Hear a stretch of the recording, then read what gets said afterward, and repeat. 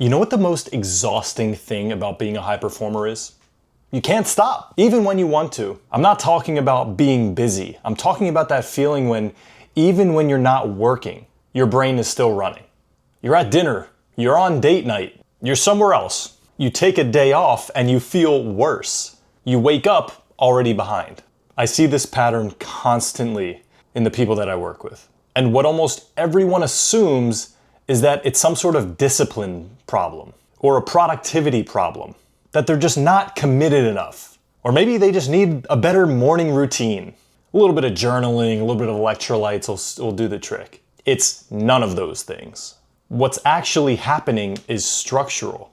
And there are 3 specific reasons why high performers develop an inability to rest, none of which have anything to do with how hard they're working. And this video is going to break it all down. For those that don't know, my name's Jesse Hoffman. I've been studying performance and organizational psychology now for over the past 10 plus years. I've been a mental performance coach full time for the past 6 years, working with 6, 7, and 8-figure entrepreneurs, helping them to scale their internal systems and their businesses. So I can say firsthand, I've been knee deep in the self-development industry, if not neck deep. And the whole business coaching, self-development world has trained high performers to optimize their output. And I think that's great. But almost nobody ever thinks to stop and ask what happens to the system when it never gets to stop or when it's not regulated properly. And I think that's part of the core issue of the whole hustle and grind culture, of thinking that activity means productivity. But in reality, that's not the case at all. They want you to think that rest is something that's earned so that you can grind your way down to the bone and burn yourself out. Rest isn't something that's a reward for finishing. And it certainly doesn't feel like one for most high performers, and actually it doesn't feel like anything at all. They just feel like they're falling behind because they're not doing anything. And that's likely a result of not having the proper type of rest, active recovery, active rest, but also because of the cognitive load that they actually endure by driving themselves crazy because, God forbid, they take a minute to go and exercise or go and socialize and build their friendships or their relationships. Or maybe it just looks like working on a different part of their business than they're used to because they feel like it doesn't have enough leverage, when it's the single most important thing that brings them a ton of energy. But if you're someone that experiences these types of things, you're probably a very driven person, and maybe you have an incredibly high output, but you're also unable to be fully present in really any context outside of work. And more than likely, the people in your life, your relationships, your friends, your family, your partner, they're the ones noticing it and trying to call it out before you even realize it. And maybe there's a part of you that's frustrated by that or resists that because, God forbid, you stop working and now you're less secure. And now everything that you're trying to prove to the world can't be manifested. And I don't mean manifested in the hot girl sense. I mean actually materialized. But that's for a different discussion. And I want to get ahead of this for a second. The conventional answer is usually something along the lines of burnout prevention.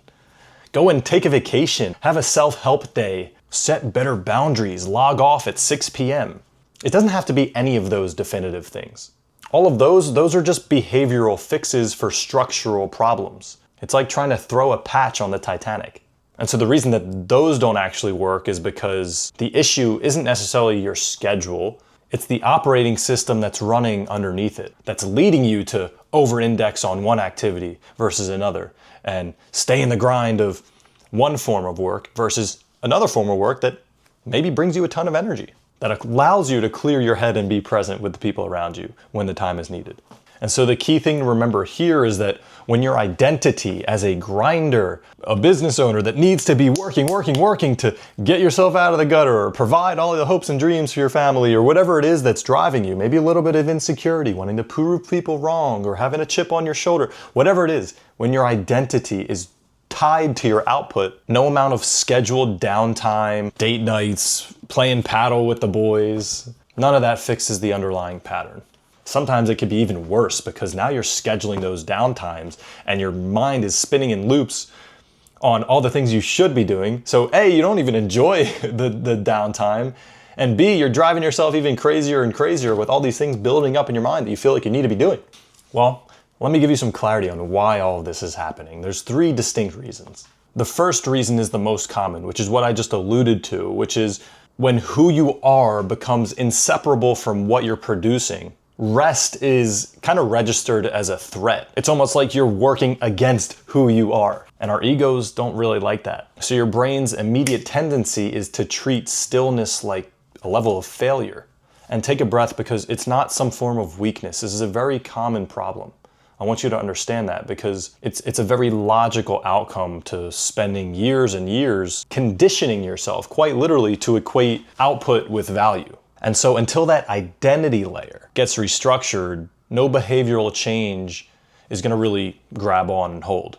Now, the second reason is a little bit more subtle, which is when your stated values, the values that you say you have, and your actual operating values are different, meaning the values that show through the way that you operate day to day, your nervous system, it's almost existing in a state of low-grade conflict.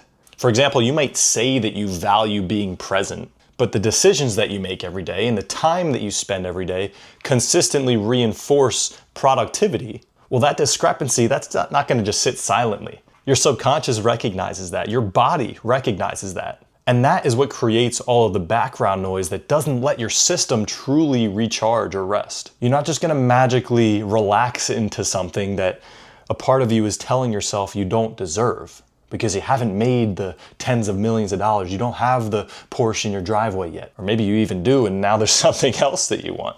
But that third reason, that's the structural one. When your roles aren't defined clearly with intention, then everything feels like a priority.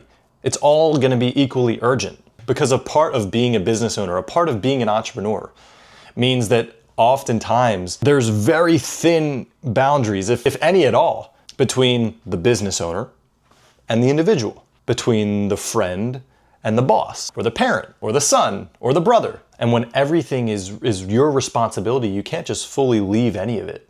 And so your mind just continuously stays open, because there's always a door to close. There's always a loop to complete or a fire to put out. And that's why a lot of the highest performers that I know and that I work with, and even myself included on a quite regular basis sometimes, often say or feel that the weekends feel even harder than the weekdays because parts of their identity are in conflict. But at least on work days, there's an actual structure to operate inside, or maybe even a bit of freedom or solace in the fact that, well, yeah, it's the weekday, we should be working, we should be doing all the million things on my to-do list. And so allow me real quick to just give you a real example of what this actually looks like and how it's manifested in my life, because I've lived this same dilemma. And you can find a more detailed story of a lot of this on my channel elsewhere. So now would be a good time to say, if any of this is valuable so far, make sure to hit that subscribe button. I really hope to keep delivering more value to you in the future. But before I moved down to Miami, Florida, I was living in Philadelphia, Pennsylvania, my hometown, and I was effectively working 5 different jobs all at once. I picked up a part-time retail sales job for one reason or another, which again, you can find out on my page why. But I was also helping run my family's business, feeling indebted to, want to help my family and be a part of that business, while I was also managing and doing real hard labor on a lot of rental properties. At one point in time, I was literally shoveling sewage off of the basement floor of a few of my properties because a flood happened, it backed up the sewage lines, blah, blah, blah. So imagine that, actually shoveling shit amongst everything else that I wanted to grow and build. Certainly didn't feel like the best use of my time. And so my 2 other jobs, speaking of what I was trying to build, was running a private basketball training business with kids all the way through college students. And then at the same time, also trying to launch my online coaching business, working with entrepreneurs, business owners, executives. And so I sat there, I told myself how hard I was working because I was juggling all of these responsibilities. I was always active doing something. And that was my way of telling myself that I was making progress. And so that reinforced that if I wasn't busy enough, then I'm probably not moving forward. And where that left me is I literally could not turn it off. And looking back, it wasn't even because I had too much to do. It was because of the fact that the busyness had become the very proof to myself that I was going to make it. And therefore, if I just stayed busy, I could feel self-confident enough to know I was going to get to where I wanted to go. But eventually it got to the point where I was forced to stop. And as soon as I stopped, I had to face the actual question that I wasn't really ready to answer, which was, what am I actually building? And is any of this what I really truly want? Because none of the 5 things were wrong. There was tremendous potential in all of them, but none of them were necessarily chosen, especially the first 4. The sales, the family business, the real estate, the basketball training, they were all just a byproduct of my upbringing and what I had just been doing my whole life and where that all accumulated. And so continuing to spread myself across all of those things meant that I was never fully in any of them. And so I was getting nowhere in all of them. And so it wasn't until I really slowed down and partly got to the breaking point of realizing that and becoming so frustrated about that and genuinely slowed down and got honest about who I was, what I actually wanted, what was actually aligned, and where I wanted to go, that anything started to really progress. And what that was for me was really committing to coaching high performers and deeply rooting myself in my passion and competency for human psychology, human behavior. And so that wasn't because I worked harder, it was because I started working from the right place with the right intentions, finally, for the first time in my life.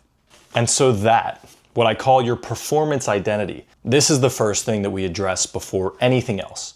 Before any of the optimization or productivity hacking, before the systems, before the scaling.